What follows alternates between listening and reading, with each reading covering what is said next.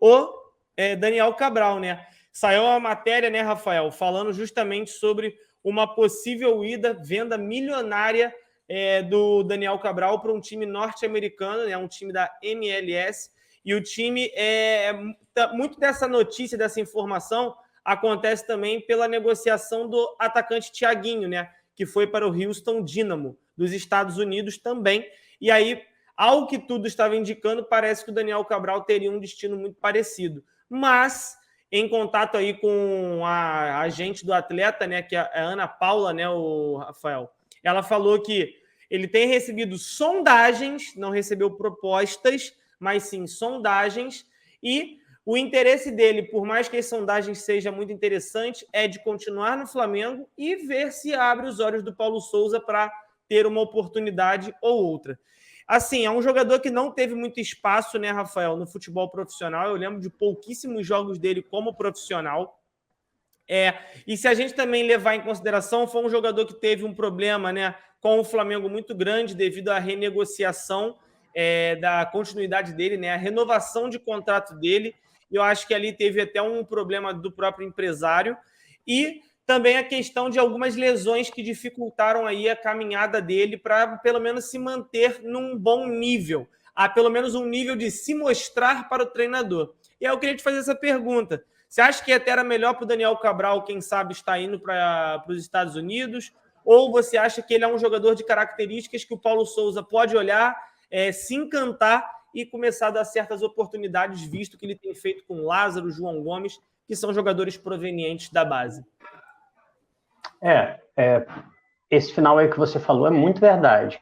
O fato do Paulo Souza ter tido esse olhar clínico e até carinhoso e personalizado em relação ao Lázaro e ao João Gomes, eu acho que isso acaba sendo um sopro de esperança em todos os outros jogadores da base do Flamengo. O que era anteriormente uma questão que desestimulava muito, porque até o final do ano passado, o garoto que estava no Flamengo, eu estou falando especificamente do time do Renato Gaúcho, tá? Ele sabia que não só o garoto, o reserva, por mais que ele jogasse, dificilmente ele conseguiria ganhar a posição de um medalhão. Ele poderia até entregar mais futebol, mas como o Flamengo tinha um técnico que dependia muito de vestiário, muito dessa relação pessoal, ele preferia deixar os medalhões intocados. Isso aconteceu, isso foi especialmente perceptível com o João Gomes, que inclusive jogava com o Rogério Ceni. E aí, durante a época do Renato, eu me lembro ele jogando contra o Defensa e Justiça e tal, depois praticamente sumiu. E um jogador que agora provou, já havia feito boas partidas antes com o Ceni, e agora provou que era um cara que poderia ter toda a condição de estar disputando posição. Então, acho que isso vale para todo mundo e vale para o Daniel Cabral, inclusive. Acho que a gente tem outra lição também nesse momento com o Lázaro. Tá? Eu acho que muitas vezes nós nos apressamos com jogadores da base, seja para alçar o jogador à categoria de grande craque, mas seja também para dizer que o jogador não presta. Então, às vezes, o jogador vai precisar de um tempo de maturação, que é individual. Alguns jogadores vão subir aos 18, digamos assim, prontos, ou muito perto de estar prontos. E um jogador de 18 anos pronto não existe, mas assim, já em condições de brigar. Outro jogador, ele vai ter um processo de amadurecimento mais lento, que não significa que esse jogador necessariamente é ruim. O caso do Lázaro, que hoje é um jogador indiscutível no Flamengo, não um titular indiscutível, mas um jogador de utilidade totalmente indiscutível, segundo o próprio Paulo Souza, eu acho que pode fazer com que a gente passe a ter uma paciência um pouco maior com os jogadores da base. Até porque o Flamengo muitas vezes tem uma paciência de Jó com jogadores que chegaram contratados e que nem tem tanto potencial para evoluir, mas com garoto, o Flamengo quer um resultado imediato. A lógica deveria ser justamente o contrário. Se você traz um jogador cascudo, esse cara tem que chegar e resolver seu problema na hora. Já a lógica do jovem é totalmente diferente. A lógica do jovem é que você dê tempo a ele para que ele possa entregar resultado. Mas vamos falar especificamente do Daniel Cabral. 9 milhões, cara. O Daniel Cabral, ele nem joga. Gente, 9 milhões é coisa pra caramba, cara, para aparecer assim, bum, 9 milhões. É é uma proposta que eu imaginaria, não aceitaria, mas imaginaria para o João Gomes, por exemplo.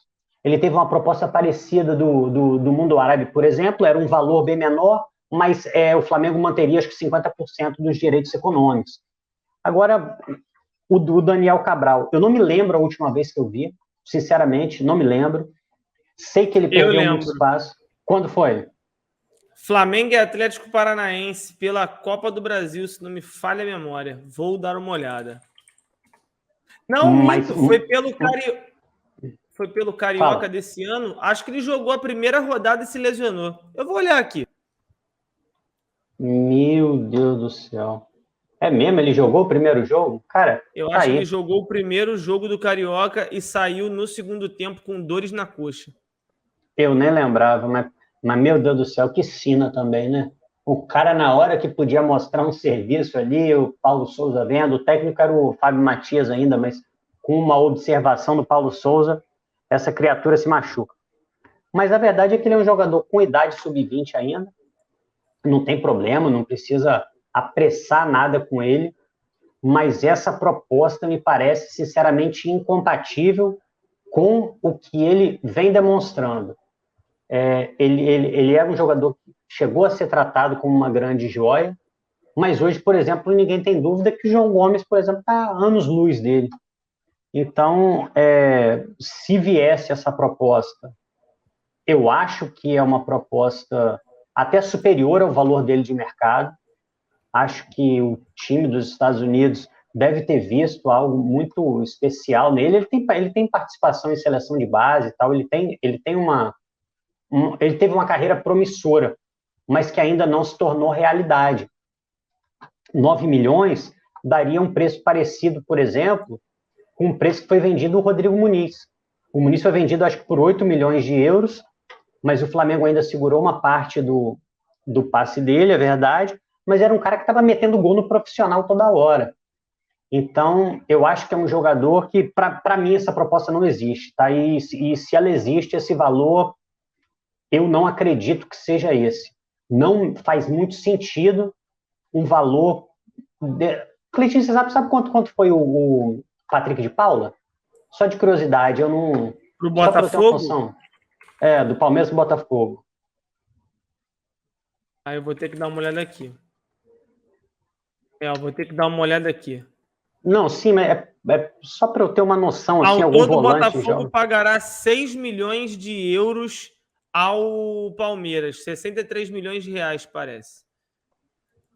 Pois é, cara. Dá um valor parecido com o valor que estão oferecendo por um perdão. jogador.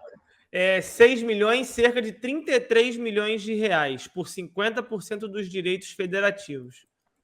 Tá, por 50% dos direitos. Então, ele acabou sendo avaliado em 12 milhões de euros. Mais ou menos um Andrés Pereira. Entendi. Não, mas mesmo assim, eu acho que essa proposta não existe. E como essa proposta não existe, que ele se inspire nos jogadores João Gomes e Lázaro para ver se ele encontra esse espaço aí, apesar de ser uma posição que o Flamengo tem realmente já muitos jogadores e possivelmente está buscando mais um. Então, não vai ser tão fácil para ele jogar. Mas eu acredito que em algum momento, dada aí o Paulo Souza está usando a meritocracia, todo mundo uma hora vai poder disputar, não necessariamente nos jogos, mas nos treinos, né, Cleitinho? Então, agora, torço para que a proposta seja verdade. Acho que, como você perguntou, é bom para ele, que está sem espaço no Flamengo, e é bom para o Flamengo, que vai fazer um caixa bacana. Agora, quando você fala que essa proposta não faz muito sentido, eu vou te corrigir. Essa proposta não faz nenhum sentido. Essa proposta é um daqueles casos absurdos de matérias completamente tendenciosas. Não estou dizendo que ele não tenha capacidade de jogar na MLS, e também, conforme a própria empresária dele disse, né, não é que ele não esteja recebendo sondagens, mas eu tenho certeza que se ele receber qualquer proposta ou qualquer procura, vai ser algo que vai girar muito em torno do que o Thiaguinho foi emprestado. O Thiaguinho foi emprestado a custo zero com uma negociação, se não me engano, fixada em 1,5 milhões de dólares. Então, assim, é um valor que, se a gente fizer uma multiplicação, vai dar uns 6 milhões de reais. O Flamengo, lembrando que pagou 7 no Thiaguinho. Então, assim, Pode até dar um pouco mais aqui, é porque eu não sei a cotação do dólar nesse momento. Mas eu não consigo imaginar o Daniel Cabral, um jogador que poucas oportunidades teve. Ele não é nenhum Vinícius Júnior, Rafael.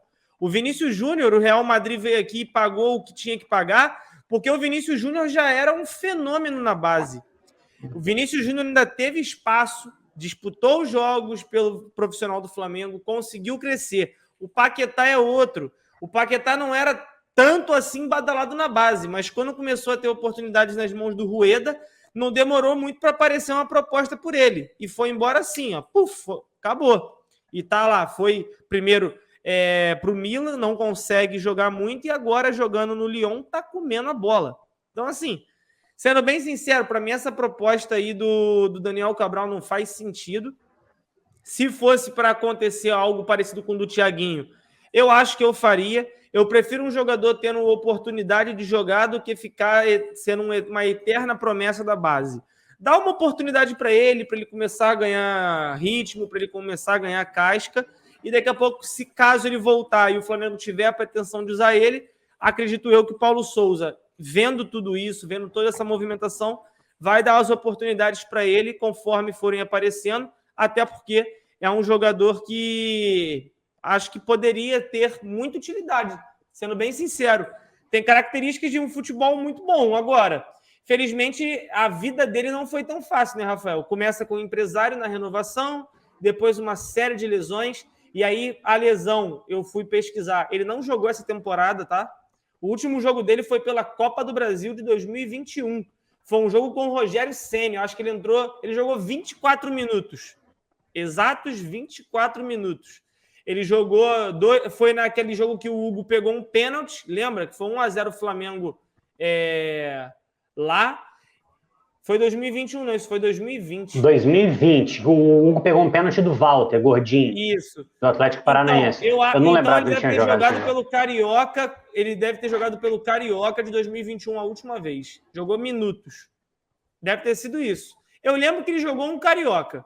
Eu lembro disso. Como o Flamengo foi eliminado para o Atlético Paranaense na temporada passada, o pessoal está falando que isso era na era Domi. Não era nem Rogério Ceni. Era Domi. O único jogo aí que eu lembro dele da Copa do Brasil foi esse. O Domenech ainda era técnico. Olha quanto tempo que esse cara não pisa num gramado profissional do Flamengo. Como é que vai chegar uma proposta dessa, cara? Assim, ele não é nenhum gênio da bola, não. Pelo amor de Deus. No mínimo, dá para ver que a curva de ascensão dele caiu muito, né? Para um jogador que estreou em 2020, e aí em 2020 teve uma galera que estreou. Estreou o Hugo Neneca, estreou o Natan, acredito que o Noga estreou nesse ano também. Muitos jogadores foram para outros clubes. O Richard Rios, que foi um cara super badalado. Exatamente. E a carreira dele ainda não decolou. Eu acho que é o seguinte, se foi cavada de empresário, pega leve, cara. Fala uma coisa um pouco mais de acordo com a realidade. E aí a gente vai poder até comentar com um pouco mais de seriedade essa situação, mas acho que dentro do próprio Flamengo isso não é muito levado a sério, se é que isso chegou lá dentro, né, Cleitinho? Exatamente. Então, assim, essa proposta, sendo bem sincero com vocês, para mim não faz muito sentido.